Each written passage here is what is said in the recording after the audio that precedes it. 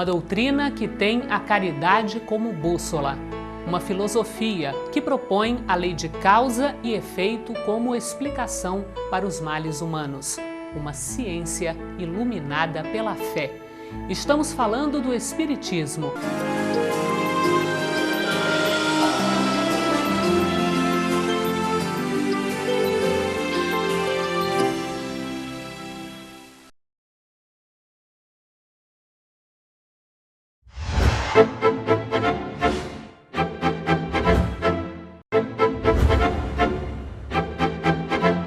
Qual é o objetivo da minha vida? Todos fazemos essa pergunta em algum momento. Neste programa, vamos abordar o tema Os Objetivos da Vida. Faz mais sentido cuidar apenas da vida material? Ou precisamos dar mais atenção para a vida espiritual? Muitas pessoas se perguntam qual o objetivo da vida? E as respostas a essa pergunta variam de idade para idade, de momento em que nós vivemos. Para a maioria das pessoas, é usufruir o máximo que os prazeres terrenos possam apresentar. Na medida em que a vida prossegue, se desenvolve, a gente percebe que tem sede de mais coisas. Segundo os filósofos contemporâneos, o sentido da vida hoje seria nós termos um ideal. E nesse caso, para o espírita, a busca da espiritualização, o processo evolutivo que o espírita já tem noção e que agora já está realmente nessa procura de algo melhor. O objetivo da encarnação é o progresso, é a conversão dos valores materiais para valores transcendentais. Porque na vida de todos nós há lutas, desafios, sofrimentos,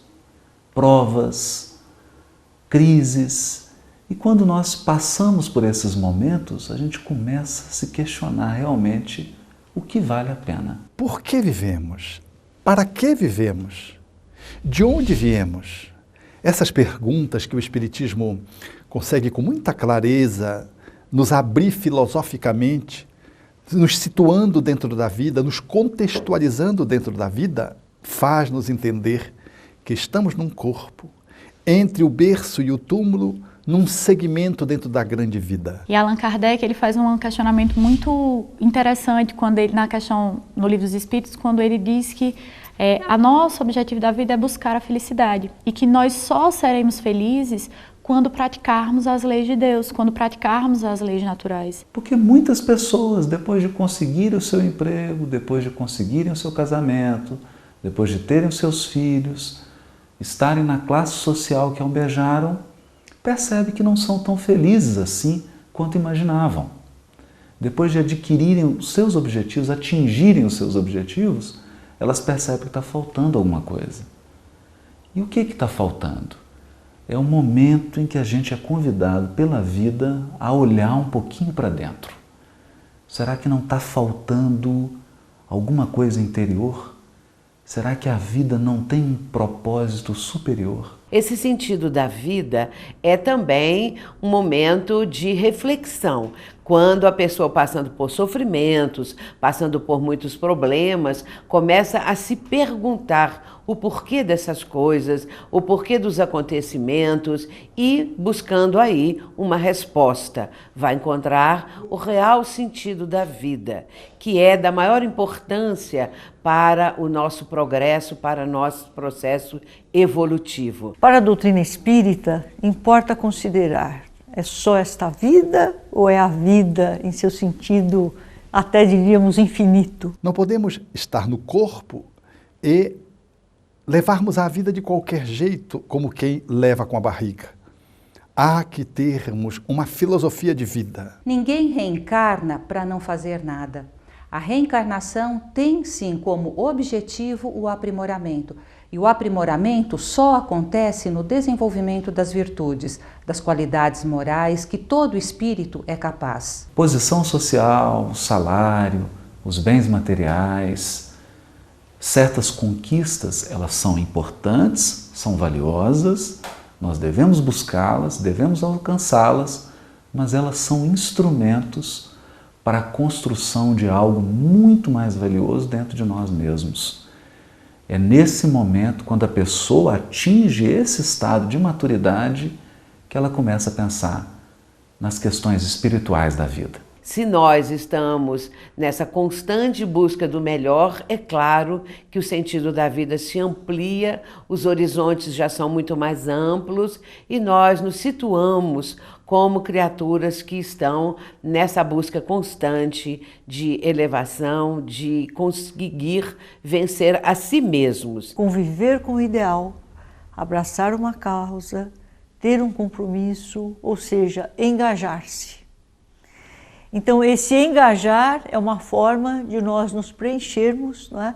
E nos realizarmos como existentes. Vemos muitos pais dizendo assim, eu não vou colocar filho na vida, esse mundo está tão cão.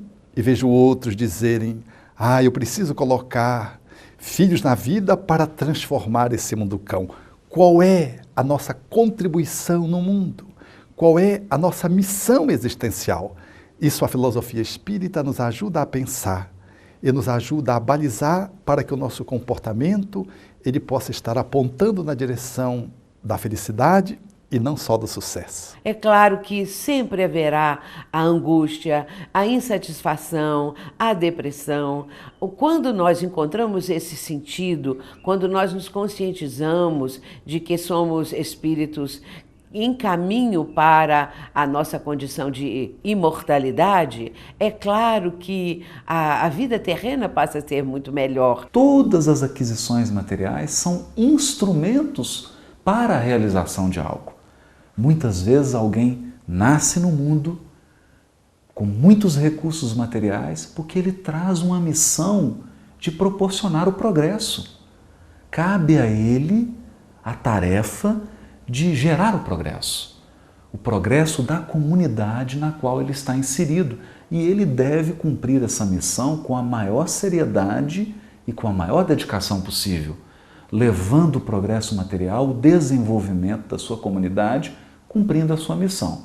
O que ele não pode é se encantar com o instrumento e esquecer da tarefa. Toda pessoa que vive exclusivamente para os assuntos de ordem material se afasta dessas situações melhores que é o assunto de ordem espiritual e passa realmente a ficar muito aflita porque a vida material faz tantas exigências, estabelece tantos compromissos que o espírito ele se desarranja, ele fica realmente em uma situação de desconforto de ordem espiritual. Porque quando alguém na sua família tem um câncer, uma doença terminal, quando ela perde alguém que ela ama, quando ela perde um emprego, ou quando ela perde bens materiais, ela enfrenta alguma dificuldade, essa criatura fica muito frágil, porque ela depositou todos os seus valores, todas as suas esperanças, todos os seus propósitos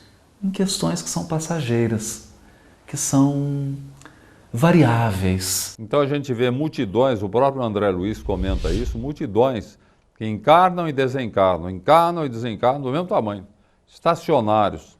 O Espiritismo nos ensina que ninguém retrograda, ninguém volta para trás no processo evolutivo. Mas estacionar, há multidões estacionárias.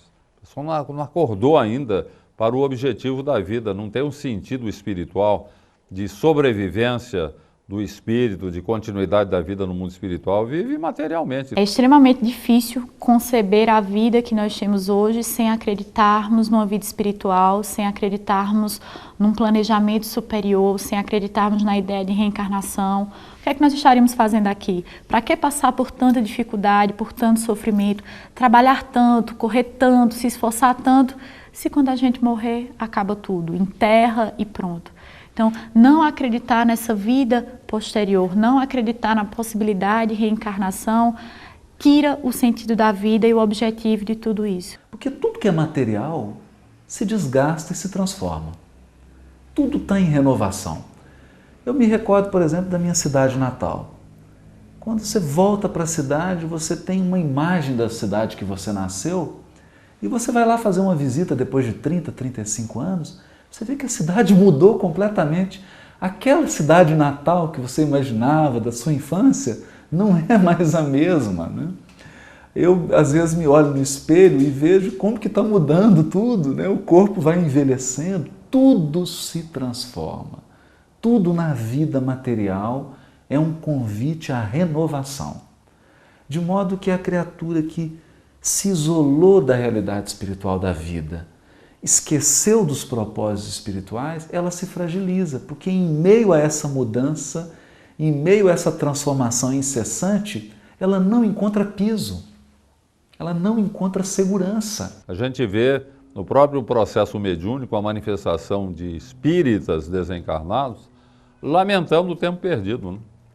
O cidadão, de repente, ele tinha uma visão tão objetiva das realidades da vida, os porquês da vida, e ele se perdeu no meio do caminho, voltado para atividades essencialmente materiais, né? Procurando coisas que ele vai ter que deixar quando ele retornar à espiritualidade, esquecendo-se da recomendação fundamental de Jesus, que nós devemos buscar aqueles tesouros que as traças e a ferrugem não corroem, nem os ladrões roubam, aquele tesouro que é formado por valores espirituais, intelectuais, é o nosso crescimento. Se você não vive assim, você está tendo um sentido materialista de vida. É o que acontece, infelizmente, com a maior parte das pessoas. Então é preciso reconectar-se com esses propósitos interiores, voltar a enxergar um sentido espiritual da existência e entrar em contato novamente com essa força interior que é a única capaz de nos sustentar nos momentos desafiadores da existência. As pessoas costumam comprar pacotes de viagem, visitar países, visitar cidades, explorar ambientes inexplorados, conhecer línguas novas, pessoas, localidades, etc. Mas há uma viagem que não custa nada. É uma viagem que nós fazemos ao nosso mundo interior. Dentro de nós também há muitos continentes, há muitos países, há muitos locais inexplorados. E toda vez que nós fazemos essa viagem interior, nós nos damos conta de que somos muito mais do que o nosso corpo. De que a nossa vida não se resume à vida presente. Nós somos mais, nós podemos mais e nós sabemos mais. Conectar-se com o coração, com o nosso interior, nos leva a pensar que antes de nascer, nós já vivemos múltiplos lugares, muitas experiências, e que depois da morte, a vida nos aguarda abundante, rica, cheia de belezas e de experiências e de aprendizados na continuidade. É bom pensar nisso, é confortante pensar nisso, mas é também sábio pensar nisso. Conhecer-se nos leva, inevitavelmente, a pensar na riqueza da vida espiritual, na vida que sobrevive à vida material. Vale a pena refletir nisso, vale a pena fazer essa viagem. E o melhor de tudo, não custa nada.